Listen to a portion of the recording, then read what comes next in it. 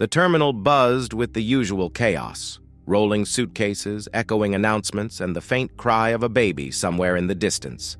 Among the noise, Amira Lewis moved quietly, her baby nestled against her chest, her steps steady yet soft.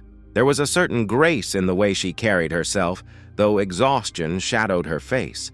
She wasn't just walking through an airport. She was walking through invisible lines drawn by others. Lines of judgment, of class, of color. As she reached Gate 47, the flight attendant's smile didn't reach her eyes. It was the kind of smile that came with a question she already thought she knew the answer to. "Ma'am, are you sure you're in the right line?" The words floated in the air, sweet on the surface but sharpened by tone. Amira looked at her ticket, confusion flickering for a moment, before replying calmly that she belonged exactly where she was. The attendant's smirk deepened as she glanced at Amira's baby, then at her clothes. "We're boarding premium passengers first," she said, voice low enough to hide behind professionalism, but loud enough for others to hear. The message was clear: you don't belong here. Around her, the crowd shifted uncomfortably but said nothing. Someone sighed, impatient. Someone else looked away. Amira's heart ached, but her composure did not falter. She could feel the eyes on her, weighing, measuring, assuming. Yet she stood still, ticket in hand, dignity unshaken. As the line began to move again, she whispered softly, "You don't have to talk to me like that." The attendant looked away, embarrassed, but Amira was already stepping forward. She didn't raise her voice. She didn't need to. Her silence spoke louder than any defense, a quiet rebellion against centuries of expectation. Clara's heels clicked sharply on the polished airport floor, echoing louder than they should have. She stood before Amira with a clipboard and a smile that didn't reach her eyes. "Ma'am," she said, her voice too sweet, "I need you to step aside for a moment." Amira blinked. "Is something wrong?" Her voice was soft, steady, not defensive, not scared. Clara tilted her head, glancing briefly at the baby strapped to Amira's chest. "You're holding up the line. We'll get you sorted." The words landed like small stones. Behind them, a few passengers shifted impatiently. One whispered, "Always something, isn't it?" Amira adjusted her carrier, her movements slow, deliberate. "My boarding pass says priority," she said quietly. Clara's expression tightened. "Ma'am, there's no need to raise your voice." Amira hadn't. That was the cruelty of it. She hadn't raised her voice, only her presence. The silence that followed pressed on both of them. A man behind them muttered, "Just let her through." Another replied, "She's making a scene." Amira looked around. No one met her gaze. She could feel the isolation spreading, invisible but heavy. Her lips parted slightly. "I'm just following the rules you gave everyone else." Clara crossed her arms. "I'm asking you to cooperate." "I am cooperating." The air between them thickened, not from volume but from something colder. The slow realization that no answer Amira gave would ever be right enough.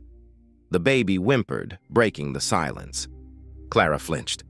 Her practiced smile faltered, revealing the first real crack, not in Amira's composure, but in her own mask of authority. Without a word, Amira took a small step forward. It was enough. The world seemed to watch her do what politeness never could, exist without apology. The sound came before the touch, that sharp intake of breath, that small pause in humanity. Clara's eyes narrowed, her patience thinning into something mean. "I said step back," she hissed. Amira didn't move. Her calmness wasn't defiance. It was exhaustion dressed as grace. "Ma'am, please," she said softly. "My baby's tired. I just need to board." Clara leaned in, her voice trembling with the power she thought she had. "You people always think rules don't apply, don't you?" The words dropped like ash, quiet, burning, irreversible. Amira blinked once. "You people?" she repeated, her tone low, but it carried. Heads turned. A man in a business suit stopped scrolling his phone. A child stared. Clara's lips twitched, realizing too late what she'd said. "I didn't mean—" "You did." Amira's words were calm, almost kind. That frightened Clara more than anger ever could. Something in Clara snapped, not from hate alone, but from being seen too clearly. Her hand moved before her mind did, a quick, shallow motion that brushed against Amira's wrist, light but cruel enough to sting. The baby screamed. Gasps rippled through the line. Time didn't stop. It thickened. Amira didn't flinch.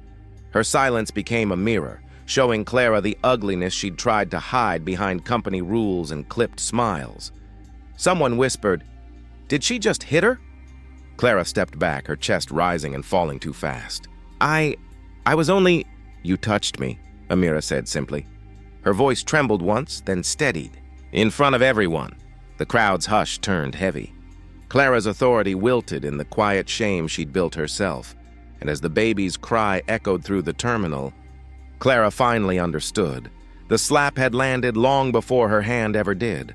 The terminal held its breath. Phones rose like silent witnesses, screens glowing with quiet accusation. Amira's gaze didn't waver. Her eyes held clarity, a calm that contrasted sharply with the storm Clara had just stirred. A man near the gate whispered, "Did you see that?" "I did," replied a woman, her phone already recording. Clara's face tightened. "Excuse me, step back," she said, voice clipped but shaky. Amira didn't move. Her silence wasn't submission, and it was assertion. Every inch of her posture screamed a refusal to diminish herself. "I'm not going anywhere until this is resolved," she said softly. Security agents appeared, brisk and businesslike. "Ma'am, sir, please follow us." Amira's hand tightened on the baby carrier. "We'll cooperate," she said, calm, measured, unshaken. The words were simple, but they cut through Clara's constructed authority like a blade. Clara muttered under her breath, "This isn't supposed to happen." A teenager, phone in hand, whispered to a friend, "Everyone's filming. Everyone will see." The murmurs spread like wildfire, passengers subtly repositioning to capture the moment. No one shouted. No one intervened aggressively.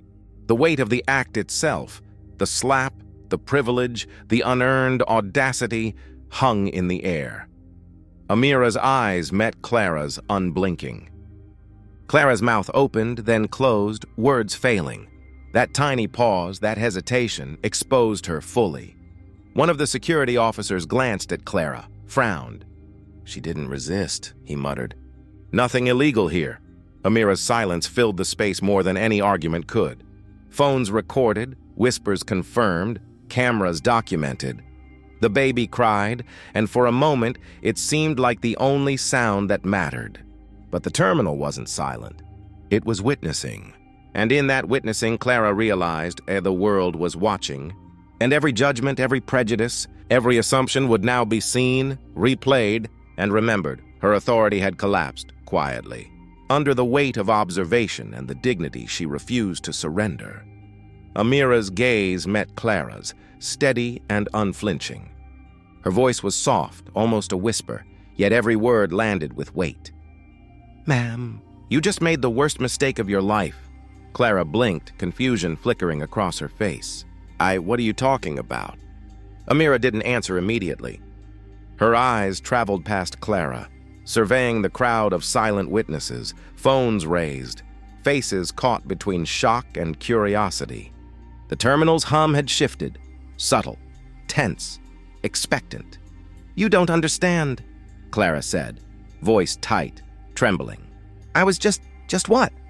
Amira interrupted gently. "Assuming, judging, acting without seeing. That's what you were doing." The words cut deeper than any hand could. Around them, whispers swelled into soft murmurs.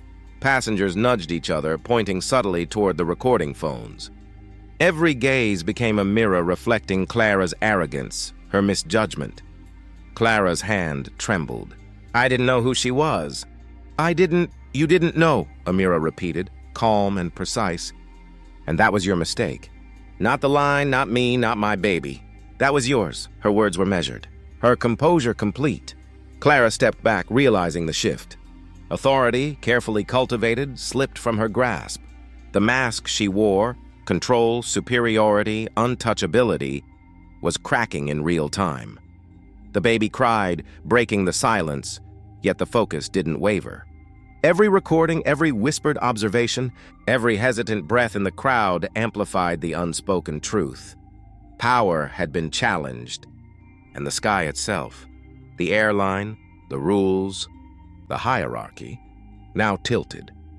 Clara's shoulders sagged. Her eyes darted around, seeing the judgment she hadn't anticipated. Amira's calm restraint was more terrifying than outrage. In that quiet, Clara understood. The world was watching, and the fall had already begun. She swallowed, lips pressed together. I made a mistake, she admitted too late. Amira nodded once, eyes unwavering. Yes, you did. Phones lit up like tiny beacons, each screen capturing the moment Clara had thought would disappear. The slap, the hush, the baby's cry, frozen forever in pixels that traveled faster than any announcement. A young passenger whispered to her friend, "It's going everywhere. People are going to see this." "I know," he replied, scrolling. "It's already trending. Look, Sky Justice." The hum of the terminal was replaced by the quiet buzz of notification alerts.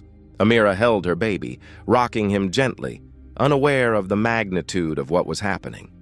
She didn't speak. She didn't need to. The footage carried the story for her, every frame whispering truth to millions. Clara backed against the counter, phone in hand, staring at the growing tide of attention. This can't be happening," she muttered, lips quivering. A manager approached, trying to mask panic with authority. "It's just a misunderstanding, Clara. We can control this. Delete it, manage it." "Control it?" Clara echoed, voice hollow. "They're seeing it. Everyone sees it." Amira's quiet dignity had become louder than any corporate statement, louder than any carefully worded press release. The power dynamics shifted. People in the terminal started murmuring, capturing, sharing. Even those who had not been directly involved now bore witness.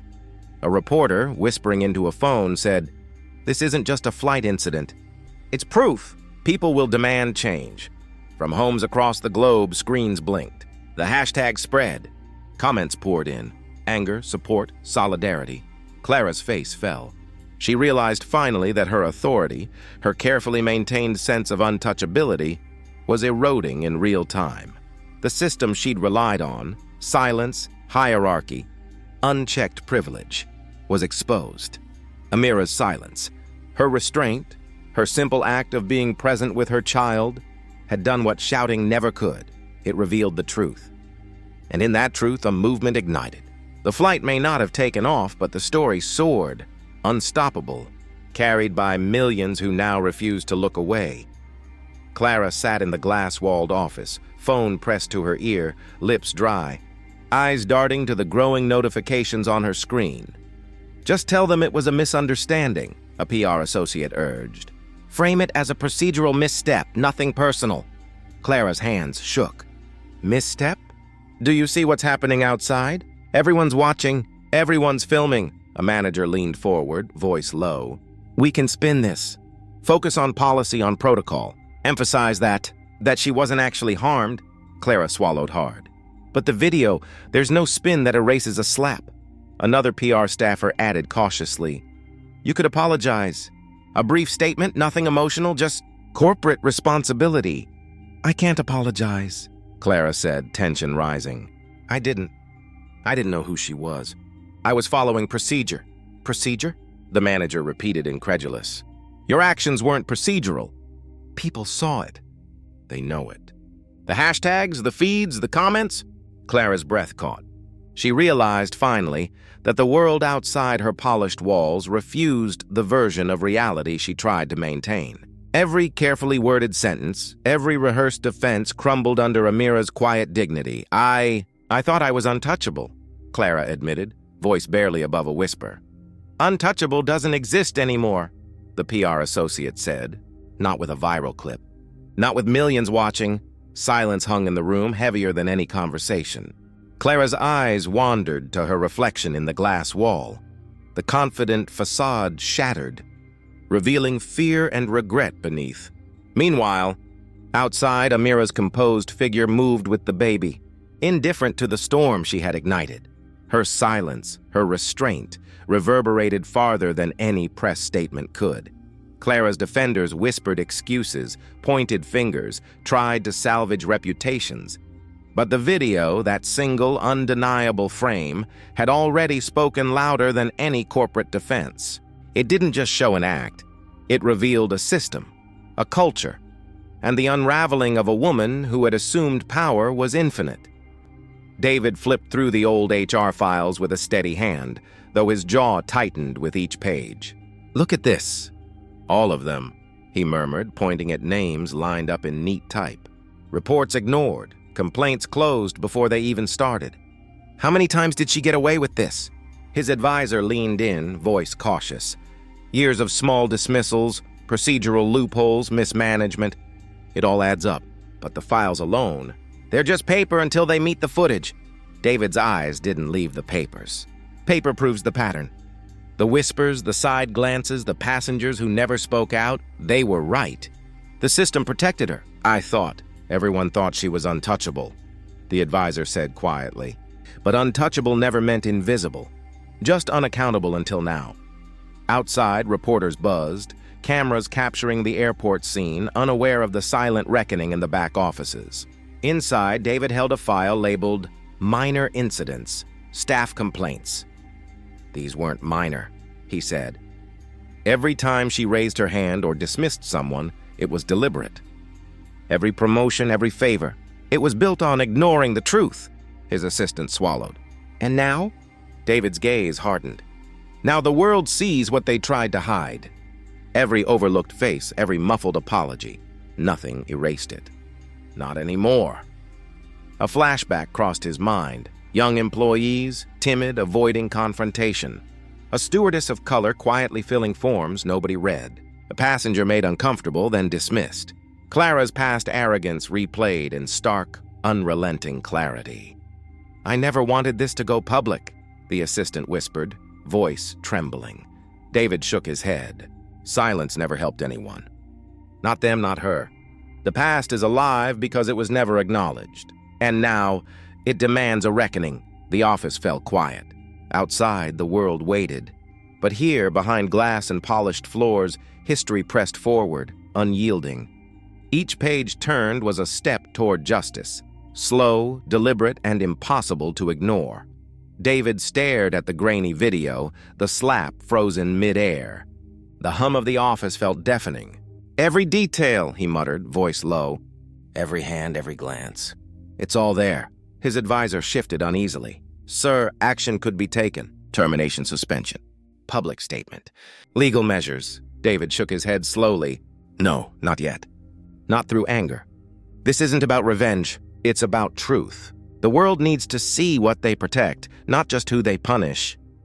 "But they humiliated you," the assistant said, voice cracking slightly. "Your family, your wife." "I know," David replied quietly. "And that's exactly why I won't act rashly. Let their arrogance speak for itself. Let the silence speak louder than any letter or press release could." A pause lingered.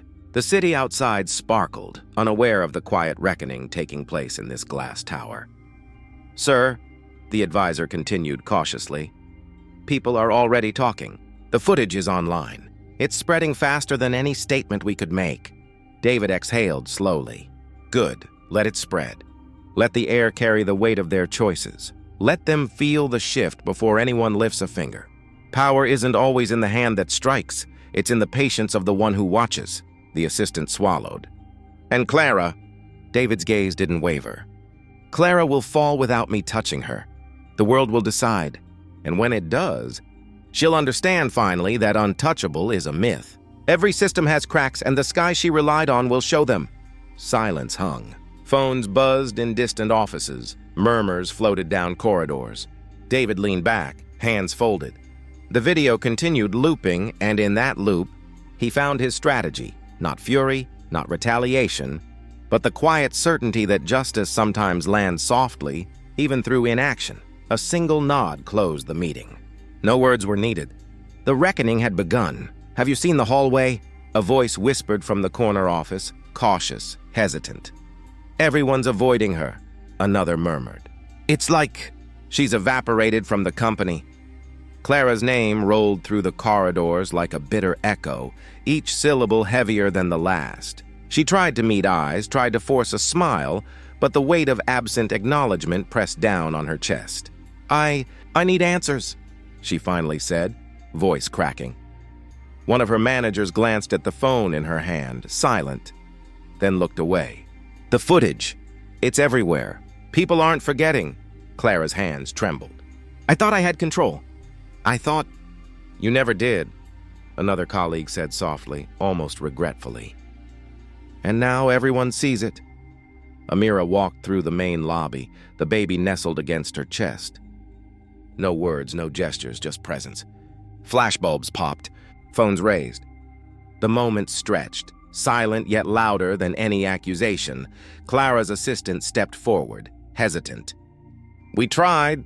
We really did to spin it, but—" She trailed off, unwilling to finish. "Enough," Clara muttered, pressing her hands to her face. The corridors seemed to close in, once protective walls, now mirrors reflecting every misstep. Amira paused at the edge of the crowd. Her eyes met Clara's for a brief, controlled instant.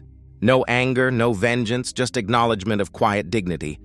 Clara blinked, and the calm in Amira's gaze unsettled her more than the crowd ever could. Voices of former allies murmured behind closed doors. We can't defend her anymore." The elevators chimed, the lobby buzzed, yet the space between Clara and Amira was suspended. Cameras rolled, the public's gaze already choosing sides.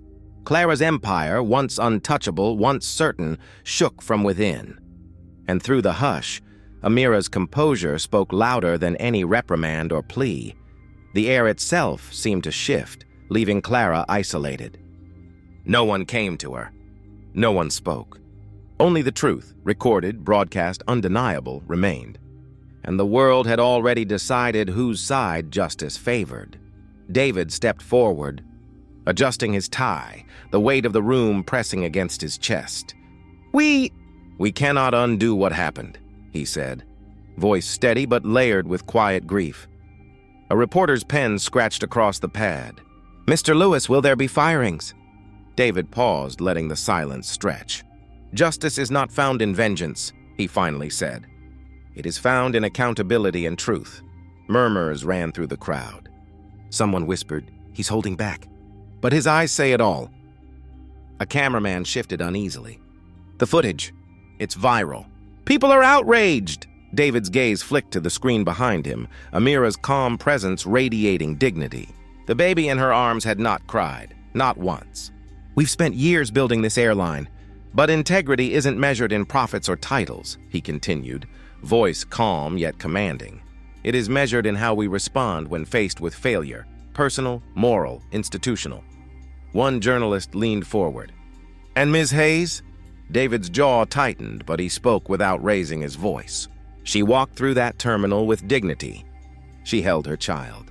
She spoke without shouting. And through her silence, she has taught us all what courage truly looks like. Whispers ran through the press corps. Cameras clicked, capturing not just David, but the weight of history unfolding. Another reporter asked, voice barely audible. "So there will be changes?" David nodded once, deliberately. "Changes that honor truth. Changes that protect those who have been silenced for too long." He turned, eyes sweeping the room, meeting journalists, airline staff, and the world beyond. The silence that followed was not absence. It was presence. It was morality holding court. It was restraint louder than any condemnation. And as the world watched, the room seemed to lean in, collectively holding its breath. Justice had taken the stage. No words needed to echo farther than those spoken with conviction. David adjusted his cufflinks slowly, letting the room feel the weight of expectation before he spoke. "Some lessons should never have required teaching," he said, voice steady, deliberate. The reporters leaned in, sensing the finality in his tone. Clara's fingers trembled against her folder. She opened her mouth, then closed it. The words refused her. I didn't know," she whispered, a fragile excuse that sounded hollow even to herself. A photographer clicked. The flash illuminated her face, eyes wide, lips parted, skin flushed with the heat of exposure. Around her, murmurs grew. She had every chance to see it, every chance to choose differently, one journalist muttered under his breath. David's gaze didn't waver. And yet that is exactly the point. You shouldn't have needed to know. Respect, dignity, humanity, these aren't privileges that require discovery. They are baseline truths. Clara's manager cleared his throat, words faltering. We thought it was protocol. We followed, David interrupted gently but firmly. Protocols can never replace conscience. Compliance does not excuse cruelty. The silence hung heavy. Cameras clicked again, capturing not a woman humiliated, but a system laid bare. Clara's voice cracked, small, almost lost. I thought I was right. David shook his head slowly. Rightness is not measured by authority. It is measured by the courage to do what is just. And when you fail, when your power becomes oppression, the world will remember your choices louder than any promotion ever could. A single sigh ran through the room. Clara's knees wobbled. She took a step back, and the weight of history pressed against her chest. No further excuses formed. The room understood. David straightened, eyes soft but unyielding.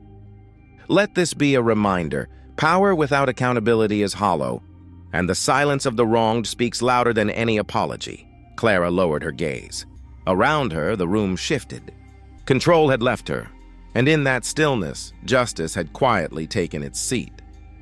Amira adjusted the strap of her bag, feeling the weight of every camera lens trained on her. She didn't flinch. She didn't raise her voice. Around her, the world seemed to hold its breath, waiting for an outburst, for fury, for anything that would fill the empty spaces of injustice with spectacle. A reporter leaned forward, voice sharp, probing. Are you satisfied with what's happened? Amira's eyes met his calmly, and her words came clear, deliberate. Satisfaction isn't the point. A murmur passed through the crowd. People exchanged glances, sensing the gravity beneath her quiet. Then what is? Someone whispered nearby. This isn't about me, she said, her voice low, yet cutting through the tension. It's about accountability, about the choices that are recorded even when no one thinks to look. Justice doesn't always shout. Sometimes it stands, sometimes it waits, and sometimes it speaks softly, in a way the world cannot ignore. Clara's eyes flicked toward Amira, wide, unsteady. The mask of superiority that had carried her this far was cracking. I didn't mean... Amira's gaze didn't waver. Intentions matter less than consequences. You acted, the world watched, and history will remember what silence tolerated. A cameraman adjusted his lens. Are you afraid? Amira shook her head. Fear is for those who let it rule their choices. I refuse to let it rule mine. My child, the people who are unheard, the dignity that goes unacknowledged. They matter more than anger, more than revenge. The room softened. Conversation ceased. The journalists recorded, the flashes went off, but no one moved the energy she had created. Calm, unwavering, just. And in that quiet strength, the final truth settled. Justice had not screamed. It had arrived in clarity, in presence, in restraint. It had arrived in Amira. Clara's fingers trembled as they hovered over her phone screen. Another play, another loop, the same angle, the same glare of cameras catching her hand in midair, the same expression she had tried to forget. She whispered under her breath, Maybe this time it won't look like me. A notification pinged. She ignored it. Another ignored. Every alert she opened revealed nothing but reminders, retweets, shares, comments. Not all cruel, but all unyielding. Each view, a spotlight she could not escape. Her assistant knocked softly, hesitated. Ms. Harper. Someone's asking if you want to respond publicly? Clara laughed, but it sounded hollow. Respond to what? The truth? Her voice cracked, the echo sharp against the cold walls of her apartment. They've already decided, haven't they? Yes, but no, don't, but just don't. She looked away, eyes tracing the ceiling as if answers might fall from above. Silence had become her enemy. Silence had become her punishment. A friend called, cheerful, unaware. "Hey, you okay?" Clara stared at the screen. "I'm fine," she said barely. The words felt like lies even to her own ears. "I'm just waiting. For what? For them to stop looking. For it to fade. For people to forget there was ever a moment I couldn't control." She paused, letting the quiet stretch, imagining it as heavy as chains. Outside, the world carried on. Reporters moved to the next story. Social feeds scrolled onward. Fame had vanished, leaving her with a hollow echo, not judgment, not confrontation, but the absence of acknowledgement. The silence wrapped around her like fog, isolating, relentless. And in that quiet, she understood perhaps the cruelest justice is not punishment. It's to be watched, to be remembered, and to stand alone. Clara leaned back against her couch, eyes fixed on the screen. The new ad rolled, sunlight streaming through airplane windows, flight attendants laughing softly, passengers greeted with warmth.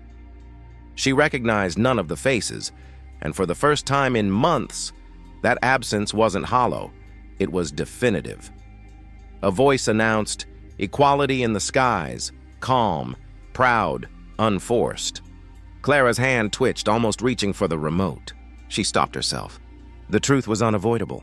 The airline had changed, or at least its image had. She wasn't invited to this new narrative. She never would be. Across town, Amira held her baby, small fingers curling around her thumb. The steward smiled genuinely, not rehearsed, not perfunctory. "Welcome aboard," he said, and it felt like a promise kept. Amira returned the smile, calm, steady. The infant's giggle floated through the cabin, a sound that carried a quiet victory. The camera panned over other passengers, some leaning back with relief, some exchanging glances that said, "Finally, we're seen."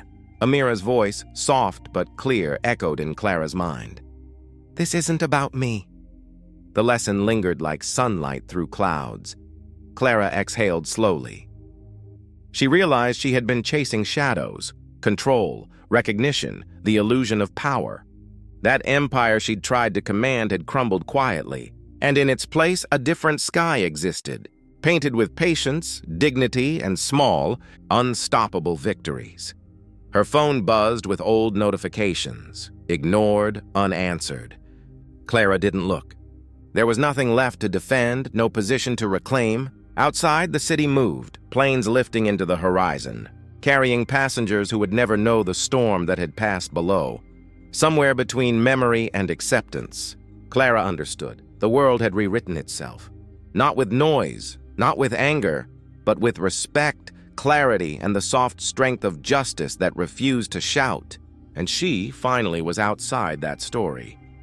Amira tightened her grip around David's hand, her thumb brushing over his knuckles. The cabin of the small private plane was quiet, almost sacred. Outside, sunlight fractured across the horizon, painting clouds in shades of gold. No one applauded. No cameras recorded this moment. And yet, the weight of it pressed on them, heavy but unshakable.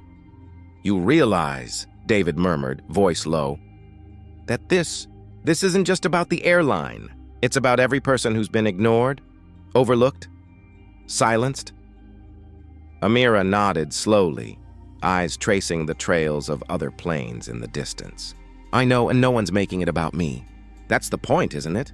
Her voice was steady, soft, but carried a force that no public outcry could replicate. "They'll remember the clip, sure," David said, "but they'll remember the way we responded more. The way truth didn't have to scream." Amira let out a breath she hadn't realized she'd been holding. Justice doesn't need a gavel. It doesn't need shouts. Sometimes it just lands quietly, in the right place.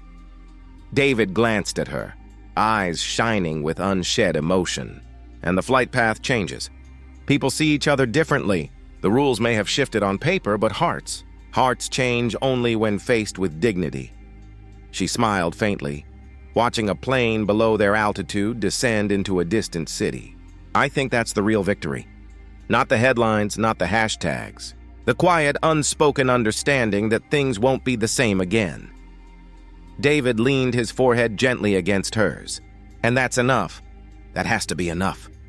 They sat in silence, hand in hand, letting the planes above trace arcs against the sky. Outside, light streamed through clouds, proof that some battles end not with fury but with unwavering truth. And in that truth, entire skies were rewritten.